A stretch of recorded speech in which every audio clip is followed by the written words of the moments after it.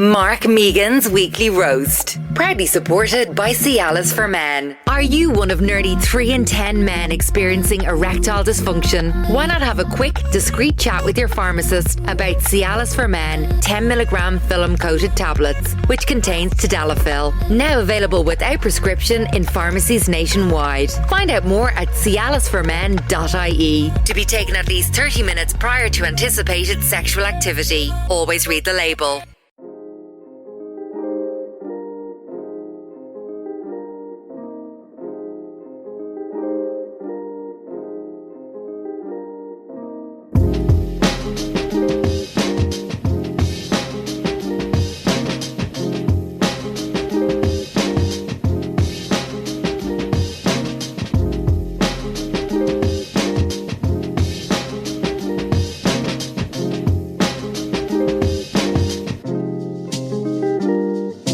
Welcome back to the Weekly Roast. How's it going, guys? How the hell are you? How are your hearts? And of course, how are your heads? Guys, Mark Megan's Weekly Roast is proudly brought to you by Cialis for Men, helping you get and keep an erection whenever you need it. Your own, obviously. I am so happy to be working with the brand that will help men, not just with their erections, but in realising there's nothing to be embarrassed about. Am I right, Mystery Mick? Big time. Big time. Nearly 3 in 10 males have experienced ED, but only 1 in 4 are comfortable discussing it. Let's change that. Cialis for Men is now available without prescription from pharmacies nationwide. All it takes is a quick chat with your pharmacist and you're off to the races. To be taken at least 30 minutes prior to anticipated sexual activity, contains tadalafil. Always read the label. Welcome to the table, Mr. Mystery Mick. Hello, Mark. Hello, Mark. How are we?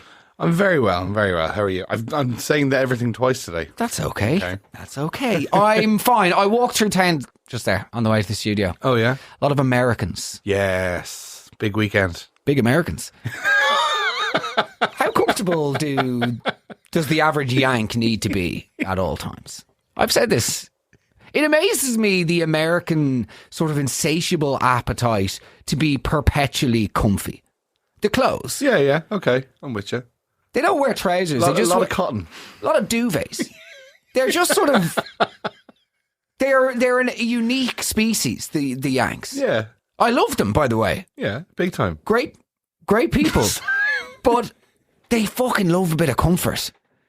Well, to be fair, Mark, they are like getting ready to leave the country and getting a 10-hour flight now. Like it's an exodus. I know what you're saying though. They really go for like comfort over fashion. I saw one woman just there walking around and she was wearing one of those, it's effectively like a furry tunic. Okay. You know, sloppy people wear them on their couches. Yeah. They sell them in pennies, and it's the like onesies. But this is like a sleeveless. Oh yes.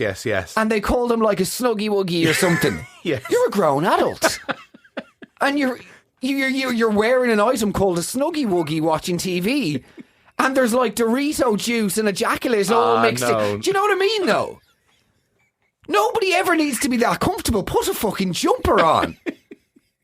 Turn the heating up. This idea of wearing these Yanks swanning around Grafton Street in muumuus and like effectively like a dressing gown, like a medieval serf. They sort of like furry tunics and just... So we won't catch you in a dry robe anytime. No chance. No. Or the American football. Just... They love their baseball caps as well. One thing I hate when you see... Like a nonce on the register trying to buy his papers in the local shop without being seen now that he's on day release. We know it's you, Peter. We can tell. By the Snapchat account. Do you know what I mean? So, yeah. Anyway. You weren't interested in going to the football on the weekend? No interest. No. South Dublin accent talking about the NFL is Guantanamo levels of torture to the ears. If you think this accent's bad, imagine it.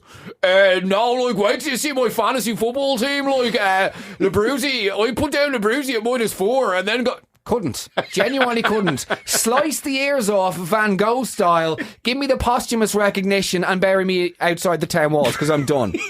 Listening to somebody from Dean's Grange pontificate about the Pittsburgh Steelers hits me right in the fucking feelers. Get rid of it. I'm done. No interest. Thank you. Oh man, did you see Green Bay? No, I didn't. No, I'm with I you. prefer to do a stint in the fucking alligator Catraz or whatever they're calling it these days. Have you not seen whatever they're calling it? The crocodile fucking Mount Joy.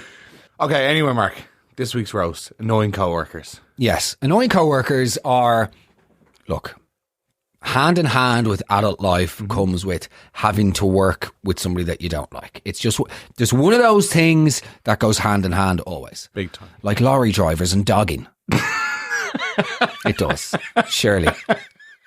I'd love to see the stats of lorry drivers and doggers. I'd say lorry drivers and those who like dogging, the Venn diagram, it's just a circle.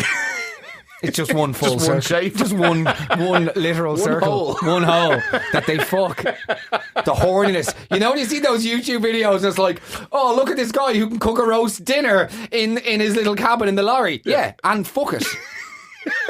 He definitely cooks the chicken and sucks the chicken. He touches. That's not stuffing.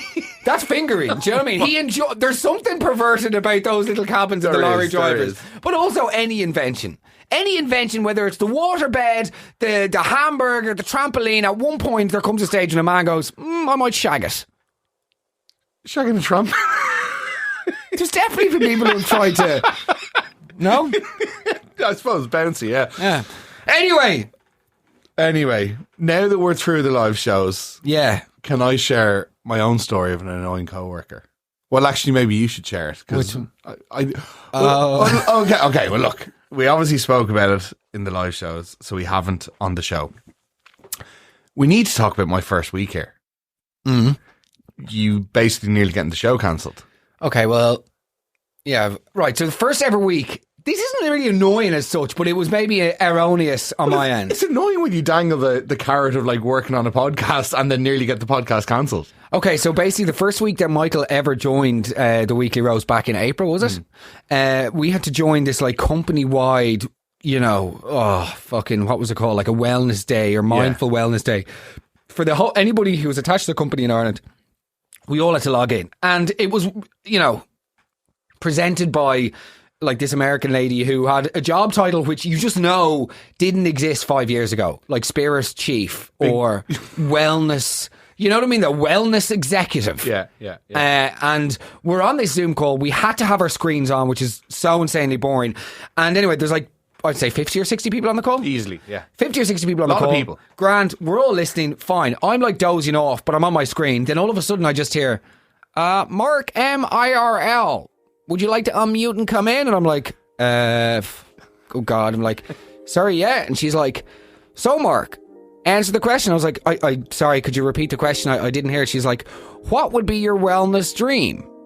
So, as a joke, I was just like, my wellness dream, probably a threesome with the Happy Pear lads and Sophie Morris. You could hear a pin drop. I'm in, bums. Do you know what I mean? Can you imagine me and Sophie sitting on the edge of the bed nude?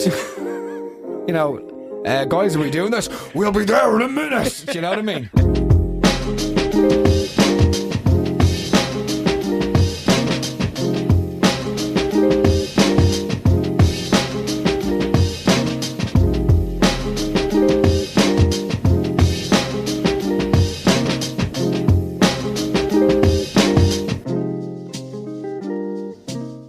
Hi, Mark.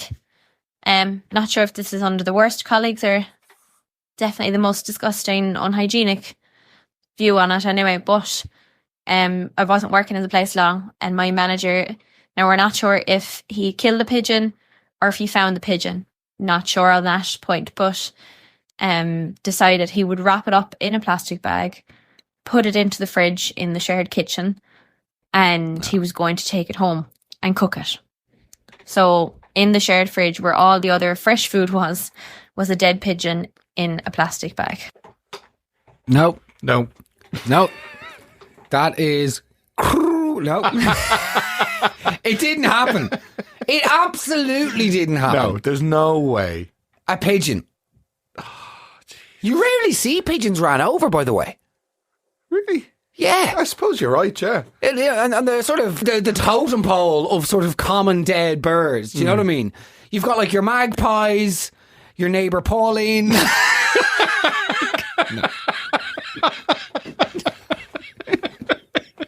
There's no way. No. Stop that. God. He didn't bring a dead pigeon in. No, there's absolutely no way. And I love the way she's getting into that. I don't know if he found it dead or if he killed. He did. All of it's insanity. Because there'd be diseases. It's not like it's wood pigeon and he shot it. You'd have to have the whole fridge thrown out. There's no way that's real. No way that's real. Okay. Oniva. So this particular colleague was running the wheelchair herding program in work. And for reasons unbeknownst to everyone, he decided to get into a wheelchair. No. For the promo shoot of the wheelchair herding program, even though he's not a wheelchair user, doesn't need or use a wheelchair. So yeah, madness. Surely that's like the wheelchair user equivalent of blackface. Genuinely though. That's outrageous. Chair legs. That's shocking. Sorry, he's the head of the wheelchair hurling program. How fucking massive is the company that they have enough wheelchair users to field a hurling team? It's just wild. It's just completely inappropriate. It's ludicrous. Yeah. Like there's solidarity. Yes, okay. absolutely. And then there's just completely missing the mark. Like it's offensive. I think that's completely offensive. You have to read the room. But like, you're not even. Whatever it read. Yeah, I'm surprised nobody stopped him and said, Graham, fuck off.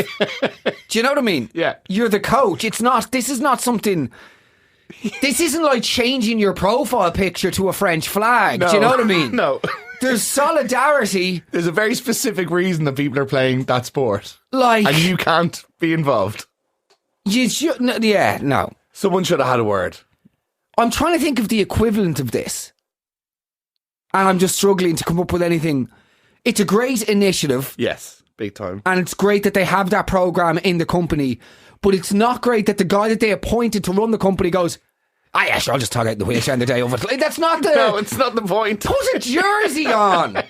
Hold a hurl. That's your way of, do you know what I mean? Being part of it. Wear a tracksuit. Yes. Get a mug with the company crest on it. Don't be going, I'll just slip into the chair there.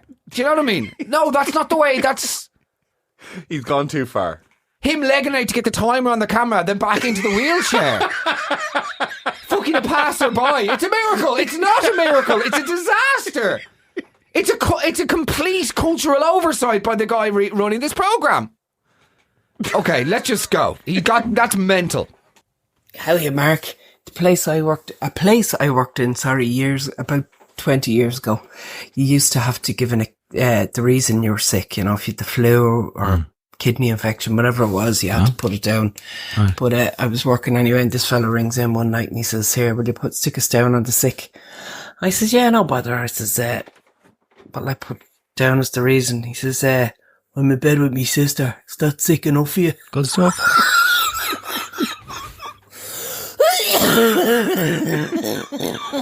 And he just hung up. I swear to God, 20 years later, I can still remember it as clear as day. As clear as day. I swear to God, I couldn't look at him. Dirty bastard. Hold on a second here. Fire the guy. Give him a promotion. Hello, is that HR? Yeah, how's it going? Listen, I'm riding my sister. Cian, would you mind popping in this afternoon for a chat? You're free to bring a representative or, a responsible adult. I'm in bed with my sister. Is that sick enough for you? Yes, it is. You're fired. That's the end of your career here. I'm not going to mention the company. He just hangs up the phone delighted with himself. That's brilliant, but what a bit of crack. Anyway, Tina, what time's mum coming back? Utterly demented. Oh, God. What's the reality there, though? Are you faking sick? Is it the instant? Have you ridden your sister? If you haven't done it, something else we'd like to know, but also this is just insanely inappropriate. It's so out there you wouldn't even ask, though. It's actually genius. What? Like, well, that's why people say ass stuff. Yeah. If you want to get out of something, ass stuff. Yeah. Anything to do with bums, no one's going to ask. No. Or the people that do are, yeah, but you know. Yeah. I just can't believe that. That's all. Okay, let's go. That's Derange. Derangement. Hi, Mark. So when I lived in Australia, I worked in an office and one of the girls on the team didn't have any issues letting out wind. On a daily basis, she would lift an arse cheek, let out a big fart, and all she would say was, "Paddies," which was short for pardon. To say every time I never got over the shock, and I still laugh about it to this day. That is the worst thing I've ever heard. Parties! Parties! Lifting up an arse cheek like it's a sofa cushion looking for a €1. That's a great colleague. That's the... Parties! Gone. No! I just hate people that do disgraceful things but adopt it as if it's part of their personality. So, you know, people that show up late, you're like, oh, I'm always late. Why are you laughing? The burial was at 9. Mark. You had a prayer of the faithful. You fucked it, Fenton. You're gone from the... No, but you know what I mean? People that show up late. Yes. And they're like, oh, do you know me? Oh, I'm terrible. You know me, I'm useless. Yeah. Don't care. You are useless. You are. You're a bad person. By the way, people who use traffic as an excuse. Oh, Jesus, lad, traffic in the middle of the day, the way it always is. Yeah, of course it is. City of a million people. Allow for the traffic. Yes. Yeah. Factor the traffic into your plans. Anyway, parties. I love this one. I hate her. The moment anybody lifts their bum cheek up in my company. Yeah, but like, you haven't spent as many years and years working in these terrible workplaces where, like, if you have someone like that, they make the day better. The saying parties is just... What a legend. This is why I could never do like the Australian sort of New Zealand. Now I know they're very different. Were you ever tempted by that, the New Zealand? Never. No. But the Australian's great though, because you've got the lifestyle and the racism. Do you know what I mean? No, they're not the same thing.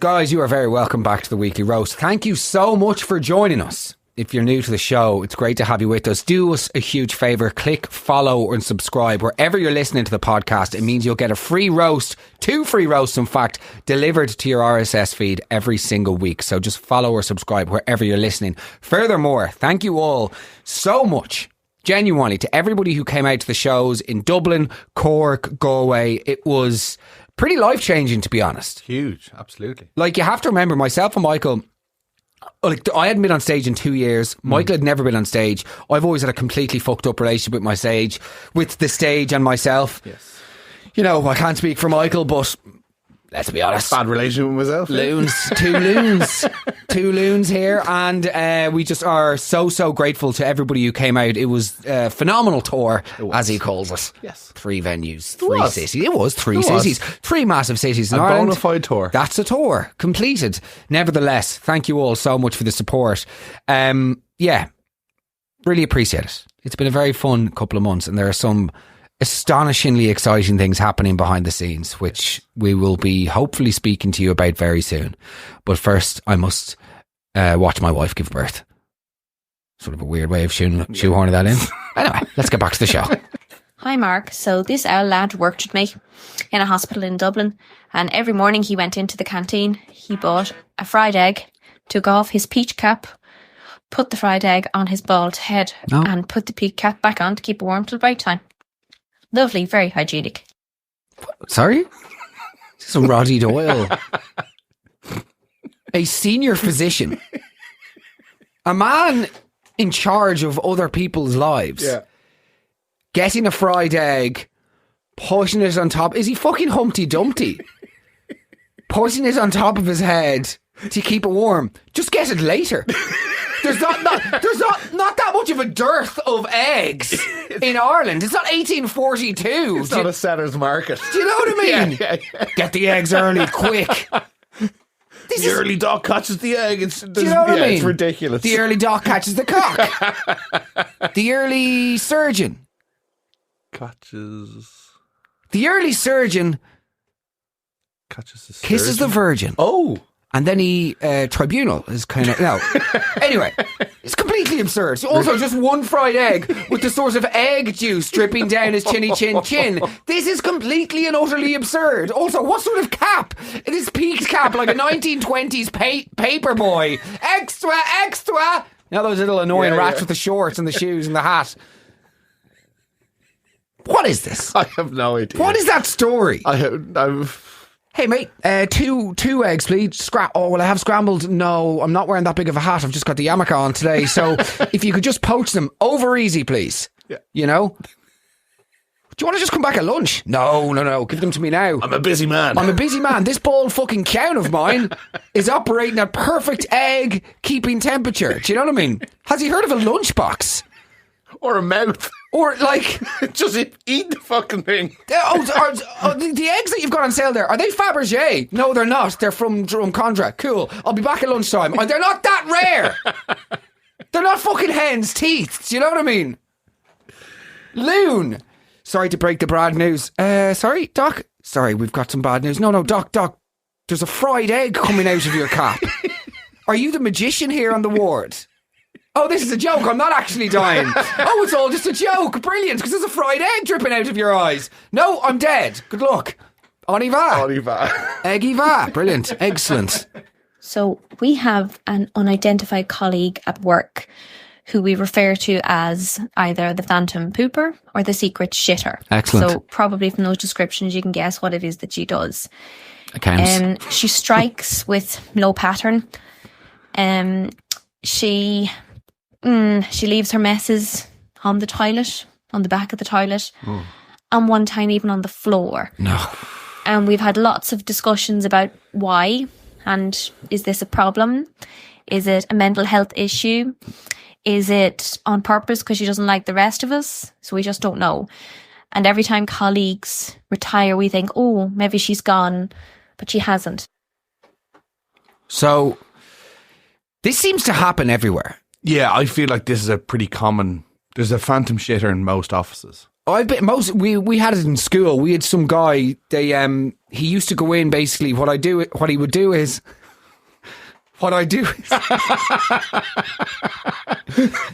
Shit! Oh no! All of these years, I've gotten away. Would have gotten away with it too if it wasn't for them pesky skids. Poo humour. So there you go.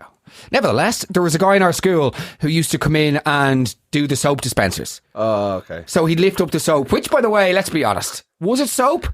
It was like it would just burn your mitts. I would sooner never forget the coldness of the water out of the taps in our school. And then you use some of that soap and your fucking fingers would smell like, horrendous. But so he would come in during a double period, usually French on Friday mornings, and he would do a poo, put it into the soap dispenser, and then wait for some unsuspecting hand washer to come in and, like, you know, put poo soap onto their hands. Right. This is the sort of Dublin 4 levels of, you know, oh yeah, those private schools, geez, they're really getting some education. Yeah, we used to always just get like fairy liquid and put it into the fountain. Yeah. And then the priest would like completely go mad and have to try and like chase the suds out of the little, because we basically had this like, how do you describe it? It was like an atrium in the middle of the hall, right? Okay, that was a garden that you could only get into via one door, and there was a fountain there. Right. But you could put suds, fairy liquid out of the windows in the upper study, nice. And it would go down. And then you just have like this gaggle of priests chasing foam, having some sort of foam party, be like, no, Brother Tony, go this way, like trying to shoehorn, like, it was weird. It was all weird. Hi, Mark. I used to work in a bakery years ago to put myself through college, and all of the bakers were young lads from Finglas. And one of the guys in particular was a bit of a slag, and he ended up getting crabs from some young one, and told the lads in work about it. So the lads told him to go to the doctor. And what did he do? He found the mirror in the staff bathroom and got himself a big razor and shaved his whole body from top to bottom in where the food was being prepped for the next day. So I hope nobody found any short and curlies in their raspberry flans when they bought them in the shop the following day. And by the way, this guy used to call himself the Lick-Out King. Brilliant. So that was the type of guys I used to work with. Brilliant. The Lick-Out King. That is just like, in terms of examples why royalty should be abolished. The Lick-Out King. The Lick-Out King. Who's his queen? Is there a prince? Who's the heir to the throne? Referring to yourself, who does he say that to? Yeah. How's it going? Tony, is it? Yeah. I met you on Tinder. Nice to meet you. What is it that you do? Well, I work as a part-time baker, but then I sort of have other obligations because I am the Lick-Out King, you see, in Finglas. So I sort of tend to do, I worked in the bakery because I needed the dough. Oh, yeah. Very good. The double. Yeah. Yeah, I do a bit of work in the bakery there just because I need the dough, and then sort of part-time, and then the other side, the Lick-Out King. Yeah. Which comes, of course, it's not as full on as you might think. Occasionally, mostly lick-outs, actually. Yeah. And I'm the sort of the king of them. Is that an inherited title? It's basically, I've never actually given someone a lick out. Oh, okay. But the way I feel like I sort of identify as the lick out king in between accumulators and chippies. I feel like by referring to myself, it started off as my name on the fantasy football team. Naturally. Yeah, I was going to go for Sean, but instead went for the Lick Out King. Yeah. But originally Lick Out King was taken, so it had to be Lick Out King _ Pussy Lips. So, yeah, very good at FIFA. Yes. No, let's go.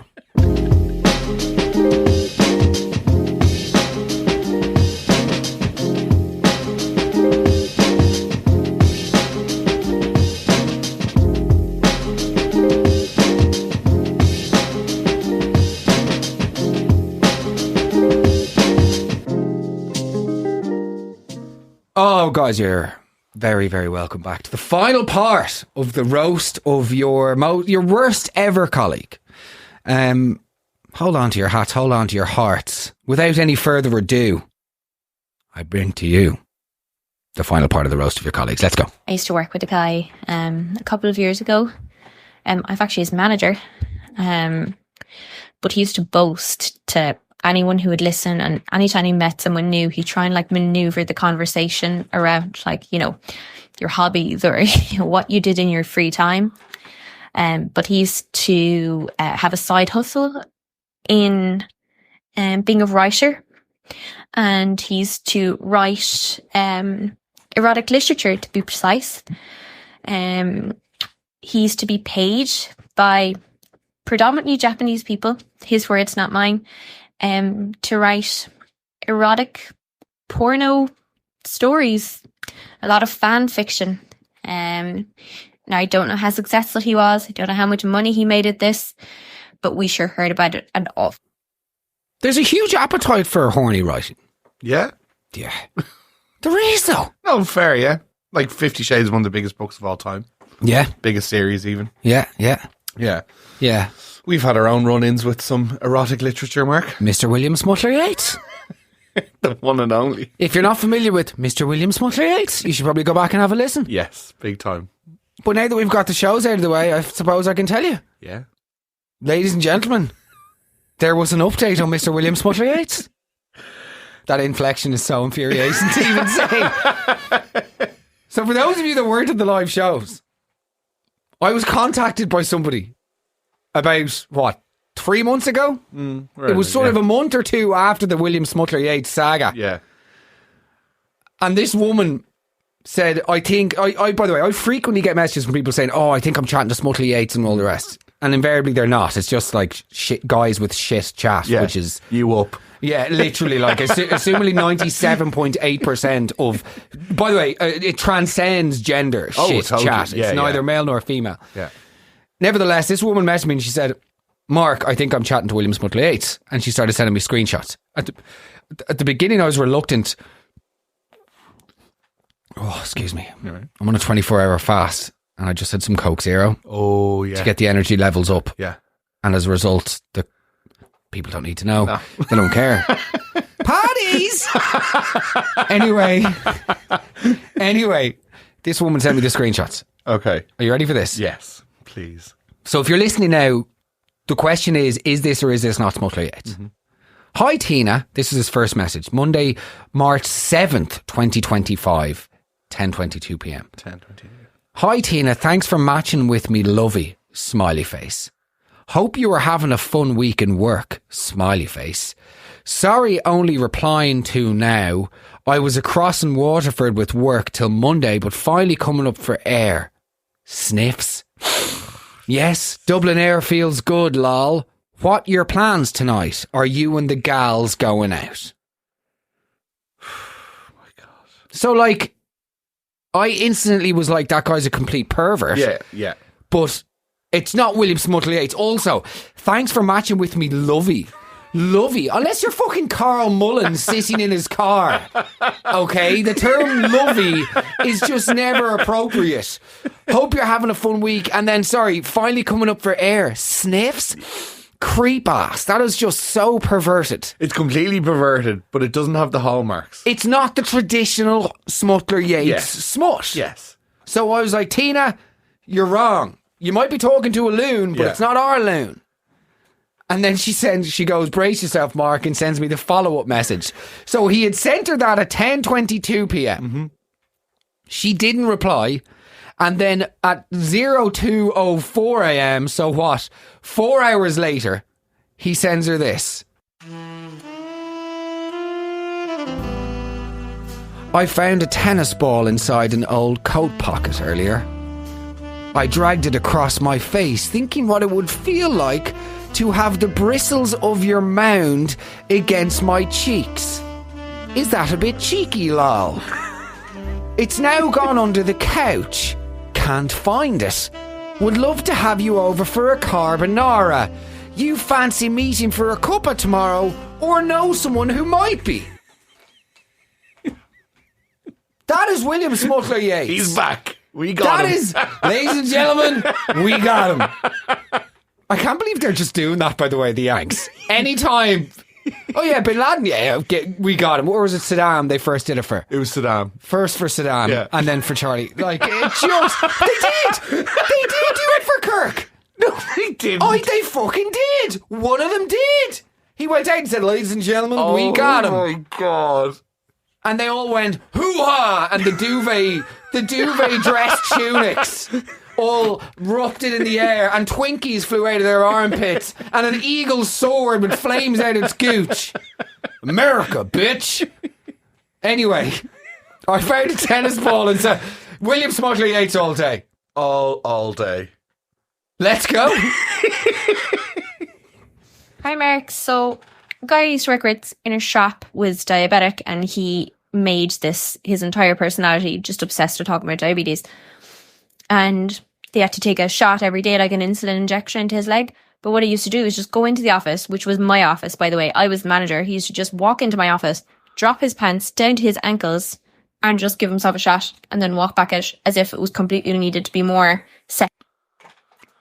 Okay, like, this one is tricky. Yes. Bottom line for me is, don't take your trousers off in front of a person. If a person has told you that you're making them feel uncomfortable by taking your trousers off, yes, certainly don't take your trousers off anymore. Mm-hmm. In a workplace, never. Unless you're a fucking tailor, it's rarely, unless you are a seamstress. You are Daniel Day in The Phantom Thread. Yeah. One of his best movies, by the way. If you haven't seen The Phantom Thread, you haven't lived. And if you haven't heard the soundtrack, by the way, which is by Johnny from Radiohead, you haven't lived. It is the most Welsh rarebit. It is the most stunning, brilliant Sounded like a post-stroke Gorbachev there. But he didn't have a stroke. Actually, I think he could have. A stroke of luck, says you. Getting the bloody... No. Move on. Yeah. Don't be bringing in the Gorbachev. Too soon.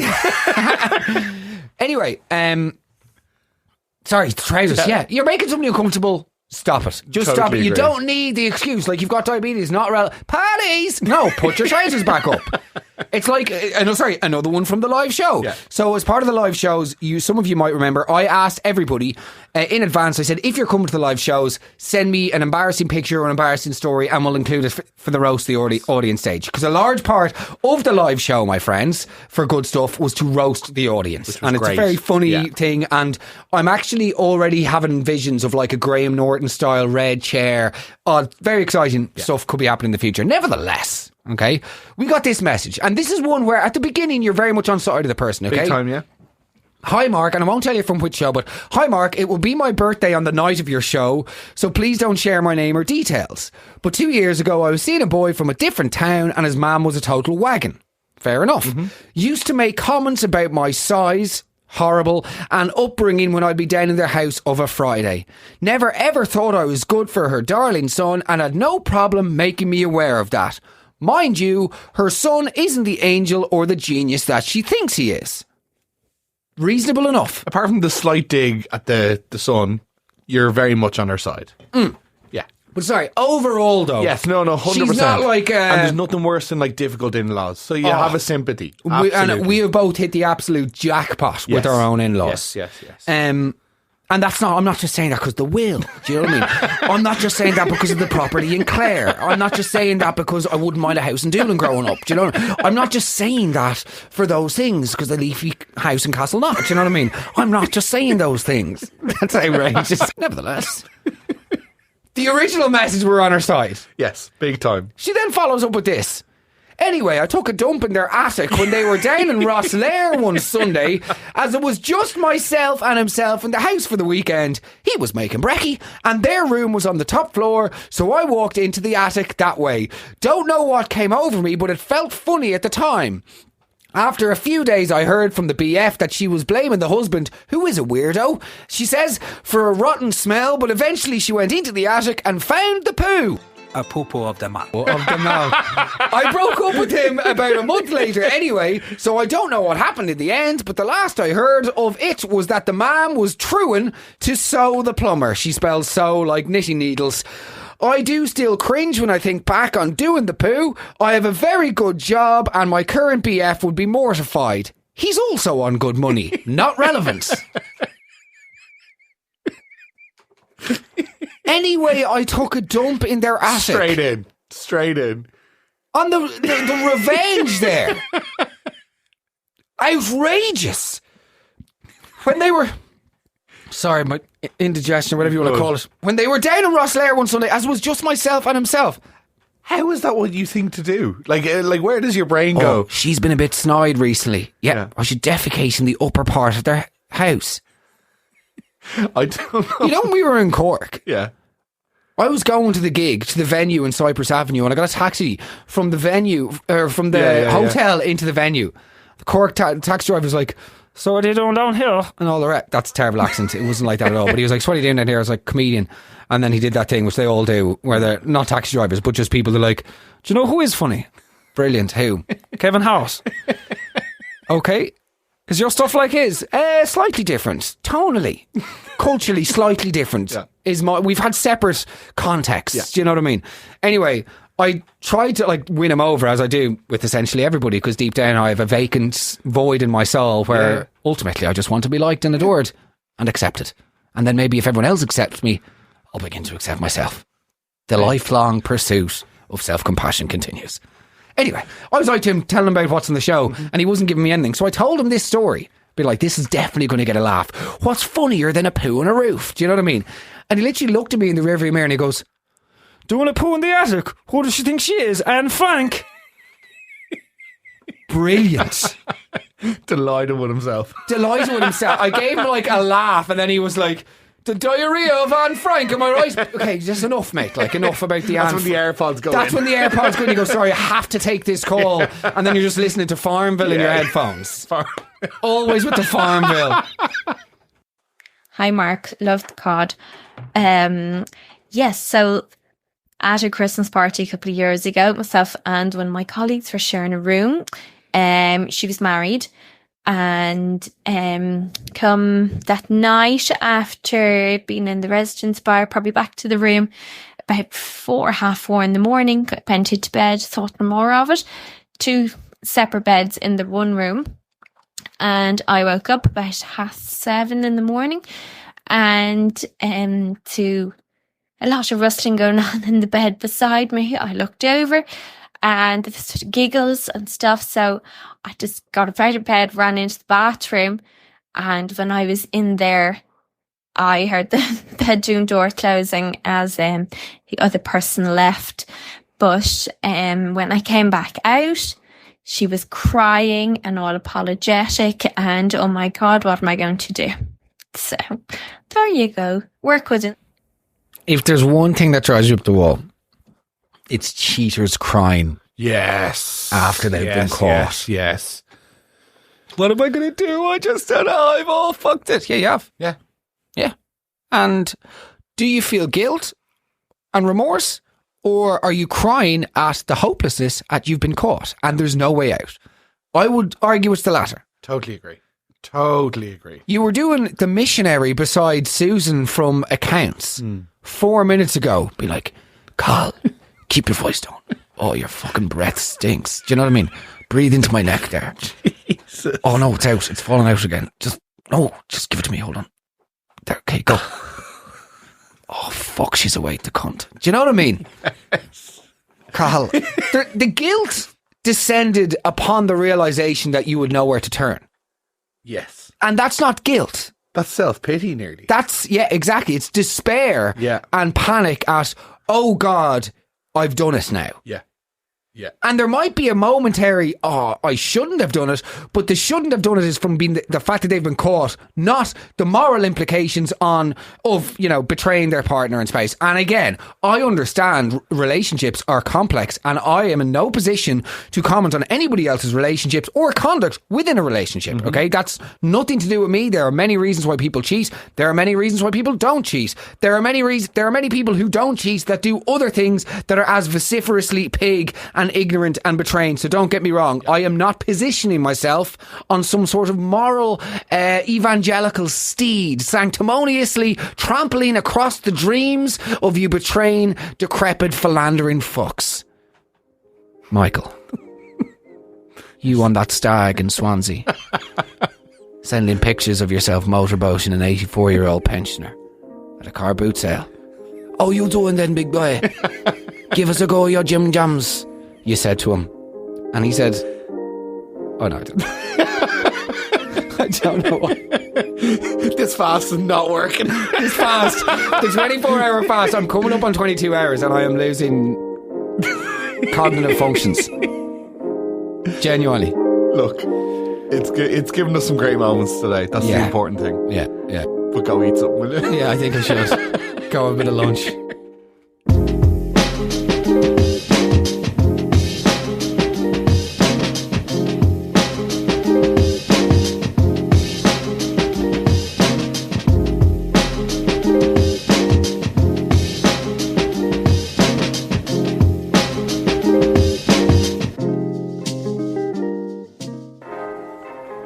Thank you so much for listening to the Weekly Roast, guys. Hugely appreciate it. If you are a fan of the show, new or old, do us a favour and make sure that you have subscribed to the podcast wherever you get your podcasts. It is a huge help to us. And it also means you get new episodes in to your inbox every single week. Furthermore, follow me on Instagram at Megan Mark, and of course our beloved sidekick / producer Mystery Mick at Michael O'Malley. We are genuinely profoundly moved by the support from all of you over the last few months, and the growth of the show and everything beyond is just incredible, and it's amazing to see a lot of hours and a lot of work sort of beginning to pay off. So we just want to say thank you so much. It's so fabulous to be on this journey with you, etc., etc. Genuinely though, and keep minding yourselves. Love hearing from you. Send us messages on Instagram if you enjoy the show. If you have any suggestions on what you'd like to hear roasted next, you know what to do.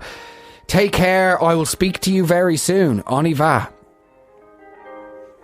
Mark Megan's Weekly Roast. Proudly supported by Cialis for Men. Erectile dysfunction? It's nothing to be ashamed of. Have a quick, discreet chat with your pharmacist about Cialis for Men. 10mg film-coated tablets, which contains tadalafil. Now available without prescription in pharmacies nationwide. Find out more at www.cialisformen.ie. To be taken at least 30 minutes prior to anticipated sexual activity. Always read the label.